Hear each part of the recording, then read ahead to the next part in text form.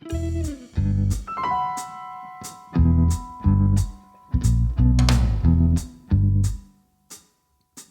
explosion of advertising hit America's cities in the last years of the 19th century and into the first decades of the 20th. Outdoor advertising displays, sometimes stacked 5 stories high, turned just about every downtown into a mini Times Square. Today, all the printed billboards are gone, crumbled to dust, but a surprisingly large number of the signs painted on brick survive. Whether restored to an approximation of their original look or faded to all but total illegibility, we call these survivors ghost signs and have gradually grown to appreciate their rarity, history, and strange, crusty beauty. In the best locations, those with lots of traffic, ghosts were sometimes painted and then repainted and then painted over again. And as they've aged and flaked, bits of the older signs have started ghosting through. Because of a quirk of chemistry, in many cases, the bottom layer is all we see today. The old paints, the lead whites in particular, bonded with the bricks below. And because they were oil-based, they resisted later painting and gradually chipped back into view. Though most painted signs are simple building identifiers, or directional signs, or business service lists, a great many ghosts visible today are survivors of the country's first national advertising campaigns. Outdoor was the first, and at the time, the only mass medium. It took advertisers a few years, but they pretty quickly discovered its power. In the late 19th century, several brands launched quasi-national campaigns, with tobacco and patent medicine brands the most prolific.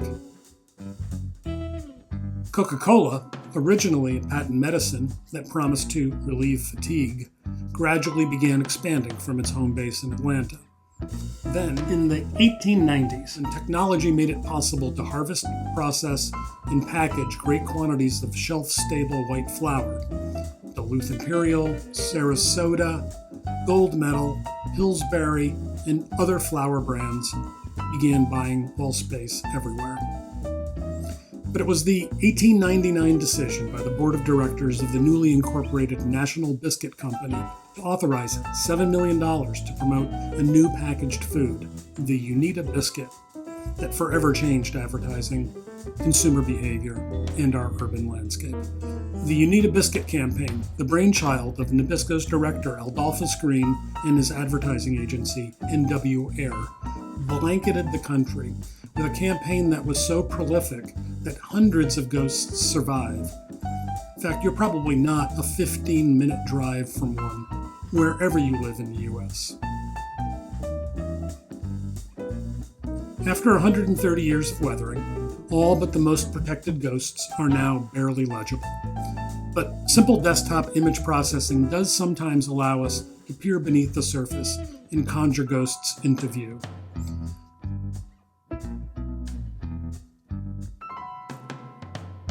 Occasionally, the demolition of a city wall will reveal a ghost that has been hiding behind it. Duke University maintains a publicly accessible database, and there is a growing community of photographers, historians, and old sign enthusiasts cataloging and sharing examples they found. But, as well cataloged as they are, it is not hard to train your eye, find new examples, and add to the public archive still. There are continuing efforts to stabilize, firm up legibility, or even fully restore ghost signs. They are an attractive addition to a gentrifying neighborhood, appreciated, ironically, as symbols of simpler times and artisanal skills. But there is significant debate around the topic, as many feel the history, character, and charm of ghosts is in their decay.